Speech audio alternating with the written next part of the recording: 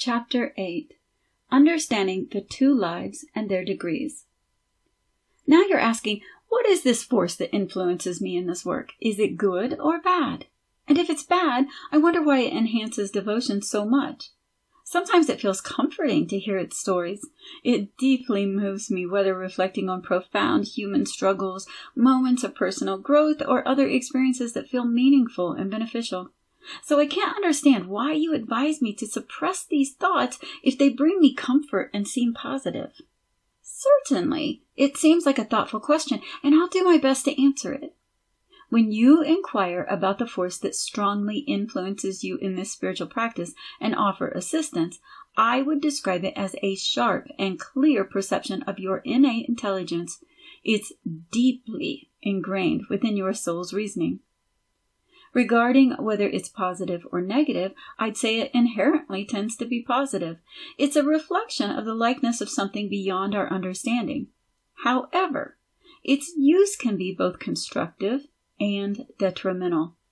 It's beneficial when guided by grace to recognize your challenges, passion, kindness, and marvelous works in both physical and spiritual realms. In such cases, it's understandable that it significantly enhances your devotion, as you've mentioned. On the other hand, its use turns negative when inflated with pride and a desire for excessive knowledge, particularly among scholars, leading them to seek recognition not as humble learners in various fields, but as proud scholars of worldly pursuits, promoting vanity and illusion. This also applies to others, regardless of their religious or secular background, when their natural intelligence is boosted by pride and excessive worldly skills. They indulge in material desires for recognition, wealth, and superficial pleasures, including praise from others. And when you ask me why you should put it down under the cloud of forgetting, even though it's naturally good and, when used well, benefits you and enhances your devotion, I'll explain that there are two kinds of lives in the community of believers.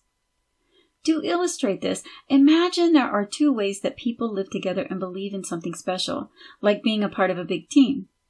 One way is when they're doing things like playing games or helping each other. That's called active life. The other way is when they take time to think about important and wonderful aspects of life that make them feel peaceful and happy inside. That's contemplative life. Now, active life has two parts, a higher one and a lower one. Contemplative life also has two parts, a lower and a higher one. They're like best friends. They go together, and you need a bit of one to really enjoy the other. The higher part of active life matches with the lower part of contemplative life, and they work together like two pieces of a puzzle. So if you want to play and do things, you also need to think about important work, and the other way around. This is the natural order. Active life is when you're busy and dealing with different things like working and helping. Contemplative life is when you find peace and happiness by focusing on something really special. Now, here's the trick. The active part of life is for the time you're alive, but contemplative life starts here and keeps going forever. The special part you choose in contemplative life will stay with you always. However, the higher aspect of contemplation, attainable in this context, relies entirely on dwelling in darkness and the cloud of unknowing.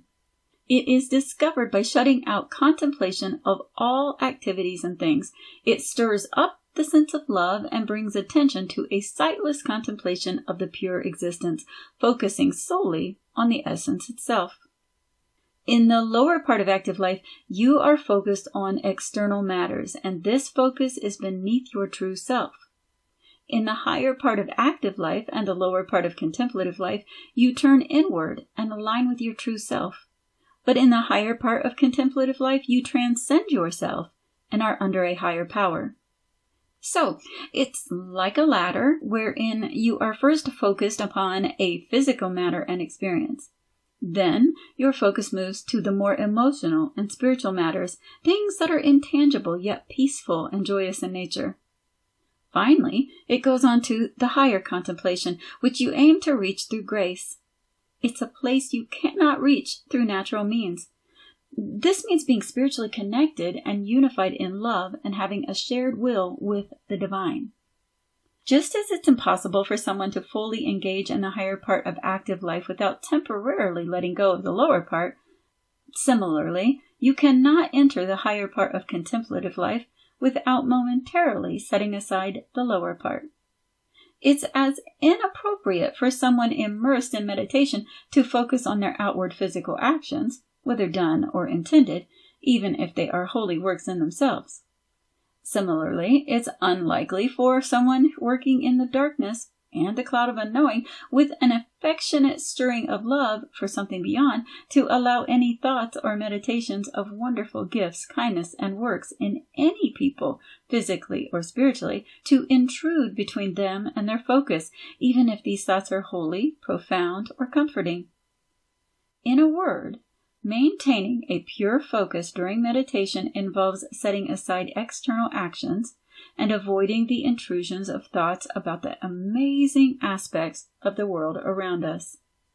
For this reason, I advise you to dismiss such sharp, subtle thoughts and shroud them in a thick cloud of forgetting, regardless of their holiness or promises of assistance in your endeavors.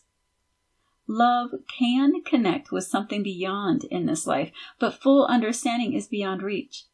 As long as the soul resides in this mortal body, the sharpness of our understanding in contemplating spiritual matters, especially something beyond, is mixed with some form of imagination, making our spiritual work impure. Without caution, this mixture could lead us into significant error.